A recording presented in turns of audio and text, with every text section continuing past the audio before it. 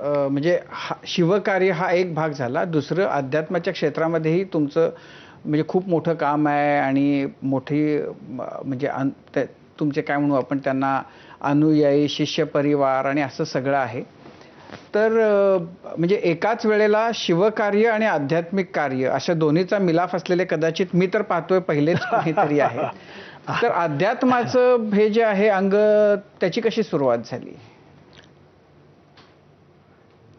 माझ्या वयाच्या 12व्या वर्षी मला आध्यात्मिक गुरूंचा लाभ झाला.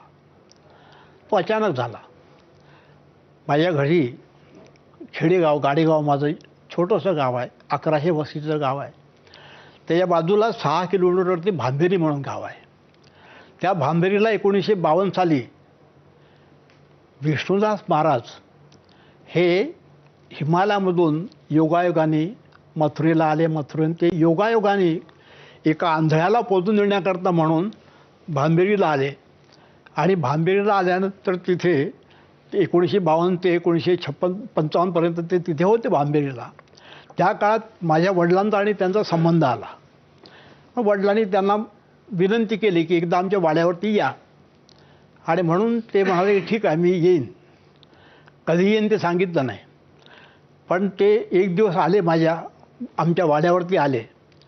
त्यावेळेला योग असा की घरी मी आणि माझी आई दोघंच होतो.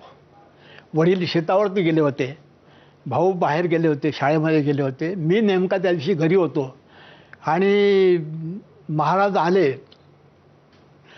वाड्याच्या ते दारापाशी ते आले. म्हणून त्यांचा नोकर आम्हाला सांगत आला आतमध्ये, बैलगाडीतून ते आले होते. तर आईला म्हणजे थोडंसं असं धास्ताल्यासारखं झालं की अरे घरी कोणीच नाही, वडील माणूस. आणि आईची नेमकी त्यावेळेला अडचण होती. मुरलो मीच आता एकटा. तर आईने मला सांगितलं की आता घरात कोणीच नाही आहे, तर त्यांना ते सत्पुरुष आहेत, तर त्यांना घरात येण्यापूर्वी त्यांचं तिथे औक्षण कर, त्याची पाद्यपूजा कर, असं सांगितलं. आता मला ते पाद्यपूजाही माहिती नव्हती ना औक्षण माहिती नव्हतं, काहीच माहिती नव्हतं. मी तिला म्हटलं तू सांग मी काय करायचं, एवढं सांग. ती म्हणाले की काही नाही, त्याच्या पायावर पाणी घाल. बरं म्हटलं, पायावर पाणी घालेल. पुढे दूध घाल म्हणाले पायावर. बरं, पुन्हा पाणी घाल. बरं, असं करत का तिने मला उपदेश केला आईने. म्हणजे मातेने मला पूजन करायला लावलं. हा त्याचा योग झाला. आणि मग म्हणाले शेवटी त्यांच्या कपाळाला कुंकवाचा टिळा लावायचा आणि औक्षण करायचं, पायावर त्याच्या फुलं ठेवायची काही. बरं म्हटलं. मग ते सगळं मी गेलो तिथे आणि त्यांच्याकडे पाहिलंही नाही. मी त्याच्या पायाकडेच पाहिलं. लहानसा होतो, तसा काही फार वय नव्हतं माझं. पाय पाहिले, पायावर पाणी घातलं, दूध घातलं, पाणी घातलं, पुसून घेतलं. आणि मग शेवटी कुंकू लावासाठी मग वरती पाहायचं. तर जसं मी त्यांच्याकडे पाहिलं, कुंकूचं बोट असं धरलं तिथे, आणि माझ्या शरीरामध्ये एक प्रकारचा विद्युत संचार झाला. मला आयुष्यात तसं कधी झालं नव्हतं. प्रचंड शक्ती, अशी ऊर्जा माझ्यामध्ये शिरते असं वाटलं मला. आणि जसं मी त्यांना कुंकू लावलं, कपाळाला कुंकू लावलं त्यांच्या, त्यावेळेला मला आतून ध्वनित झालं की हे माझे पूर्वजन्मीचे गुरु आहेत. आणि 12व्या वर्षी मला गुरूंचा लाभ माझ्या घरी झाला. ते आपणून चालत आले माझ्याकडे. तेव्हापासून आजपर्यंत त्याचं माझ्यावरती नितांत प्रेम आहे.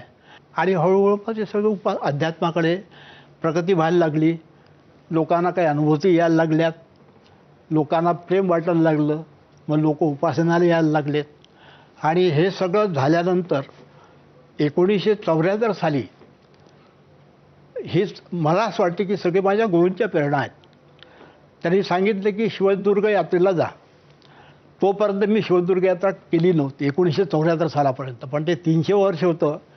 आणि म्हणून आम्ही 24 लोक नागपूरहून 24 लोकांना घेऊन मी निघालो. मी एकही किल्ला पाहिलेला नव्हता, पण महाराजांनी सांगितलं म्हणून मी निघालो.